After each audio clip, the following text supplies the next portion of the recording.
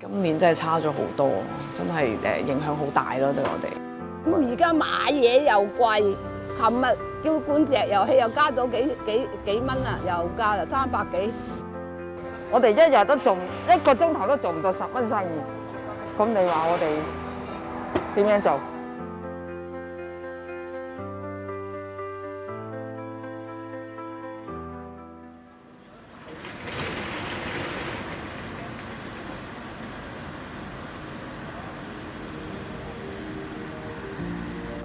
好差，好差，即係同往年差人幾倍啊！呢段時間嘅經商環境咧就都唔係幾好。經濟係非常之蕭條，個個有錢都唔會買，都唔會捨得真係揞嘅錢嚟買個生果食。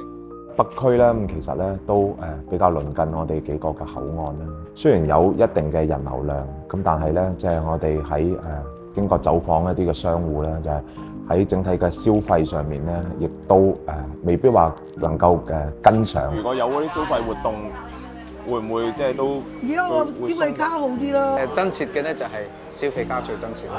即係我哋亦都聽到中小企嘅反應咧，就係喺整體嘅消費咧，亦都咧係較往年咧都係有所下降。相對嚟講係希望能夠有更多嘅一啲嘅支援嘅措施咧，去促進咧我哋一個嘅社區嘅消費。買朱古力，今年咧貴好多，貴咗啦！往年係60，一包鹽啊，以前2蚊，而家要2個半啦。買餸都貴咗啦，乜都貴晒啦。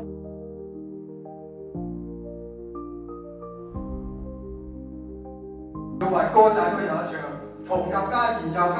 油氣啦，係嘛，都要加到303蚊1個。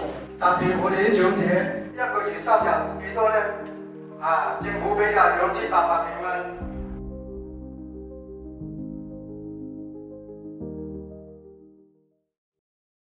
大家都期望就係話能夠改善我哋一個嘅營商嘅環境。特區政府相關部門咧，要持續跟進咧我哋居民咧嘅一個嘅就業嘅情況啦，能夠提供更多嘅一啲嘅支援嘅措施。民生區中小企營收仍然一般，空置嘅商鋪較多，凸顯民生區中小企營商壓力較大。為咗盤活社區經濟，透過跨部門多項措施，持續優化營商環境，會以頻密巡查方式監督物價。首先我睇到一個嘅物價嘅問題，我哋3位議員我哋都同相關嘅部門包括我係消費者委員會同經科局我哋都進行溝通反映。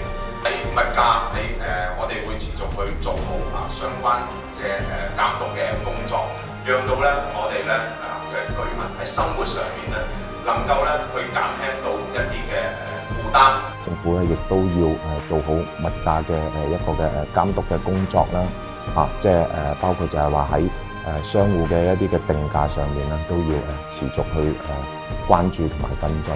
咁另外一方面咧，我相信亦都咧要就住咧我哋居民嘅消費相對嚟講比較集中嘅，可能無論喺餐飲喺一啲嘅可能係買餸以至係居民嘅生活必需品要做好呢一個嘅監督，讓到咧佢哋有一個更好嘅續航嘅機會，捱過咧今次嘅難關。多謝晒你，繼續為大家一齊發聲我哋又一齊努力，我哋繼續政府反映。